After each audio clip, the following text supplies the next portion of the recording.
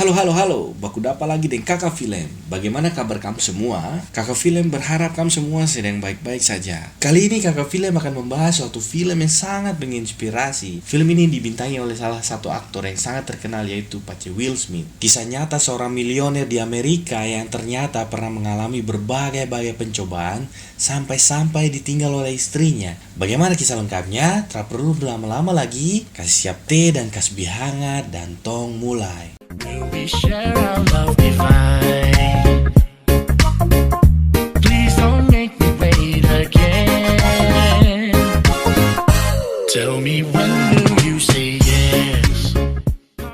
Film ini diawali kisah seorang pria yang menyambung hidup dengan menawarkan alat kesehatan dari dokter satu ke dokter yang lain. Tinggal di San Francisco yang sangat sibuk, terlihat pria ini sedang mengantarkan anaknya ke sebuah penitipan anak.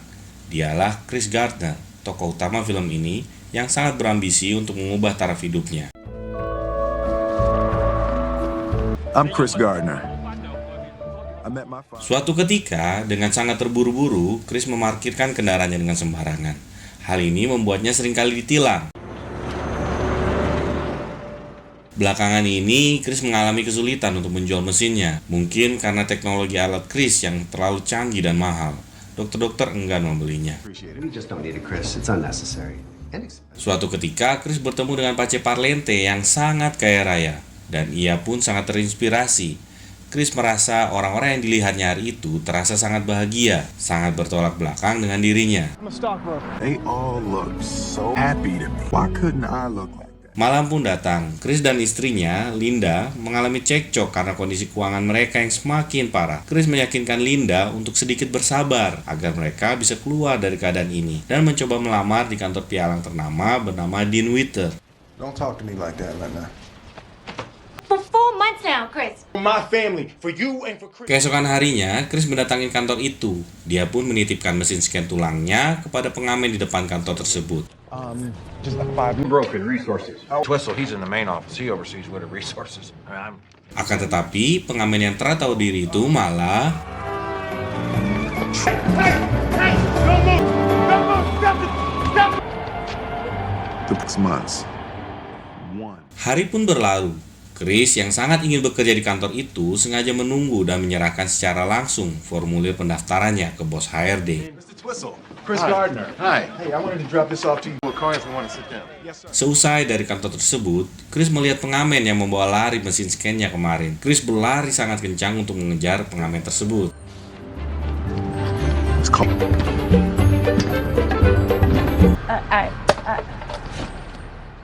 Dengan tekanan ekonomi yang semakin sulit, Chris dan Linda lagi-lagi terlibat cekcok mulut.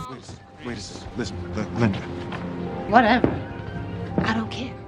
Suatu sore, Chris sudah berada di depan kantor Dean Witter. Chris yang ingin menjelaskan tentang dirinya langsung ditolak karena Twistle sedang terburu-buru. Namun, Chris tidak menyerah. Ia pun berpura-pura searah dengan Mr. Twistle dan menawarkannya untuk naik satu taksi bersama-sama. Di tengah perjalanan, Chris berkali-kali mempromosikan dirinya. Namun Twistle mengabaikannya karena sedang berkonsentrasi dengan Rubik di tangannya. Oh ya, waktu itu Rubik lagi sangat populer macam demam lato-lato sekarang ini. Untuk mendapatkan simpati dari Twistle, Chris pun menawarkan untuk menyelesaikan Rubik tersebut. Dan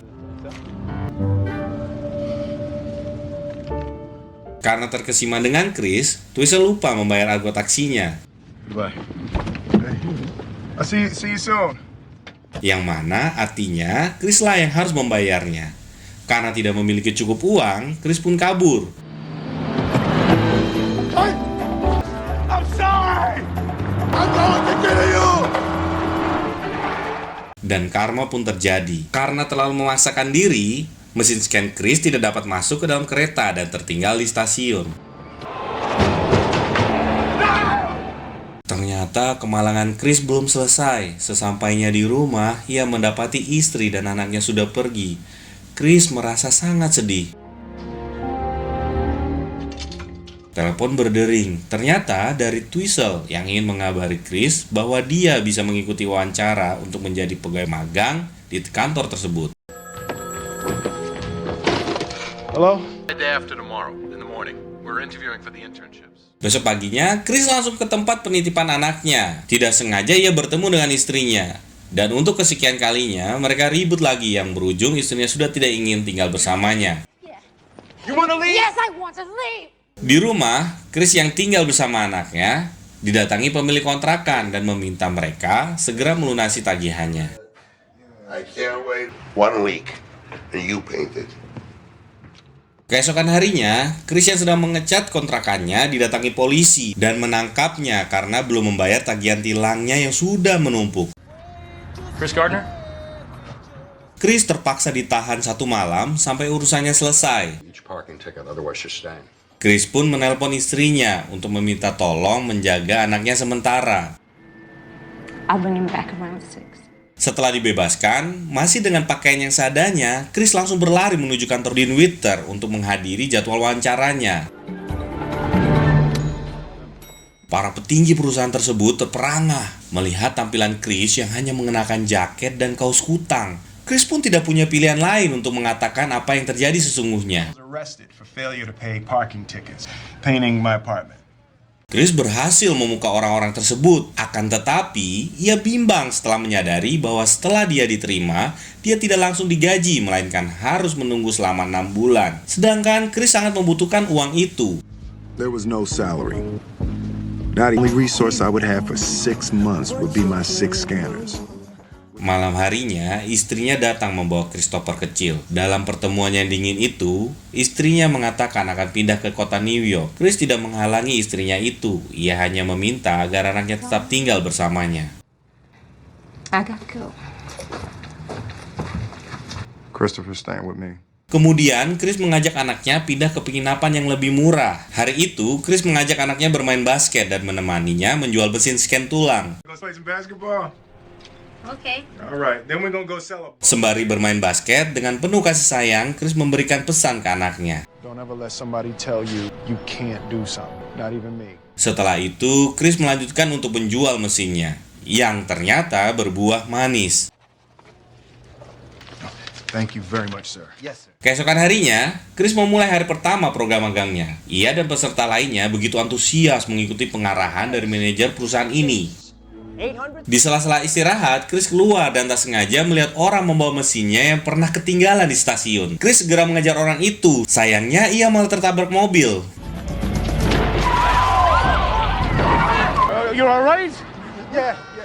Chris mengikuti program magang ini dengan sangat-sangat extraordinary efisien. Dengan waktu 6 jam, ia harus bisa produktif layaknya orang bekerja 9 jam. Karena harus mengurus anaknya. I also wasn't drinking water, so I didn't waste any time in it. Belum lagi ditambah manajernya selalu menganggap remeh Chris dan sering menyuruh-nyuruhnya.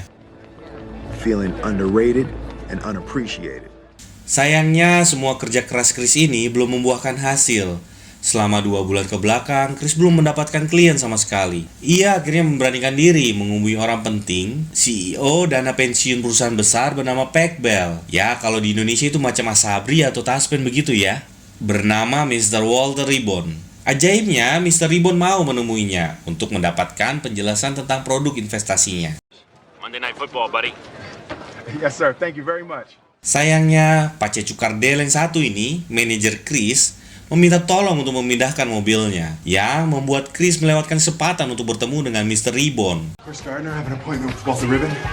Oh, you just missed it. Di akhir pekan, Chris kembali mengajak anaknya untuk menemaninya menjual mesin-mesinnya. Sebelumnya, mereka pergi menemui Mr. Ribbon di kediamannya. Chris berharap Mr. Ribbon mau menjadwalkan ulang pertemuan dengannya. And I'm sorry about the other day, and I hope that we can reschedule for later this week. Mungkin hari itu adalah hari keberuntungan Chris. Saat akan pulang, Mr. Ribbon mengajaknya untuk ikut menonton pertandingan football bersama. Mereka menonton dari tempat eksklusif bersama kolega-kolega Mr. Ribbon yang juga crazy rich. Sambil menonton pertandingan, Chris mencoba untuk mengenalkan produk investasinya kepada Mr. Ribbon. Sayangnya, Mr. Ribbon masih belum mau, dananya dikelola perusahaan Dean Witter. Chris juga memanfaatkan momen ini untuk mendapatkan kontak kolega-kolega Mr. Ribbon.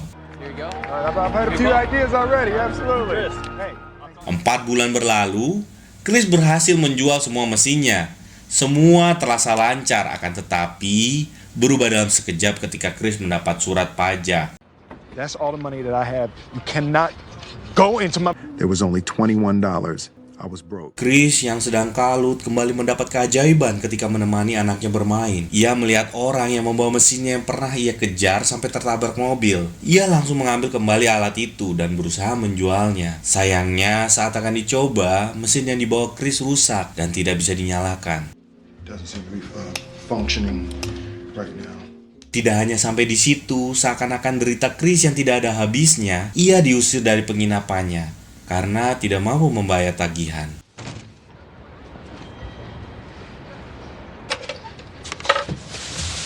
Just out of here. Chris yang kebingungan harus kemana terpaksa harus tidur di toilet stasiun.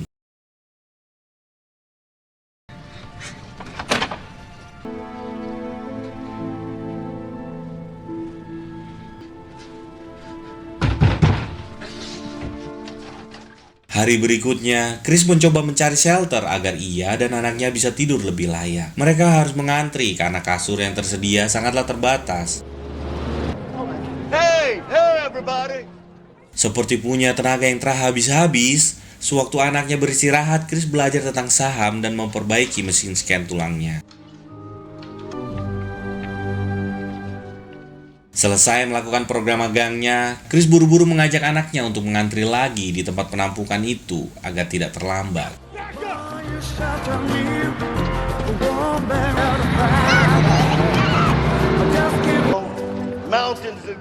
Beberapa bulan berselang, waktu ujian Chris pun tiba. Luar biasanya, ia mampu menyelesaikan semua soal dengan cepat. So did you finish the whole thing, or you have to go somewhere? Essay question. On the back. Berbeda dengan hari-hari sebelumnya, kali ini Chris sedikit terlambat, sehingga tidak kebagian kamar untuk menginap. Mereka terpaksa tidur di kereta. Untuk mendapatkan tambahan uang, Chris sampai rela mendonorkan darahnya. Setelah beberapa hari mengotak-atik mesinnya, Chris akhirnya berhasil membuat mesinnya itu berfungsi kembali. Ia pun mencoba menjual mesin itu lagi dan Very much. $250. untuk merayakannya, Chris mengajak anaknya menginap di hotel. Di hotel yang mewah, kasur yang berhektar-hektar itu dorang malah tidur di kursi. Seperti kata pepatah ya kawan-kawan, uang tidak bisa membeli tidur nyenyak, hanya kasur yang bagus saja. Oke, lanjut. Chris dengan kegigihannya terus menawarkan produk investasi di Twitter yang akhirnya berbuah manis. Banyak yang mulai memindahkan dananya untuk dikelola di perusahaan tempat Chris bekerja. You made all the right moves here. Thanks, Chris. Di akhir film, momen yang mungkin tidak akan dilupakan oleh Chris ketika ia dipanggil manajernya bertemu dengan para pimpinan perusahaan ini lagi. Sit down, please. Tomorrow's going to be your first day. Would you like that, Chris? Welcome. Okay, sir. It's called happiness.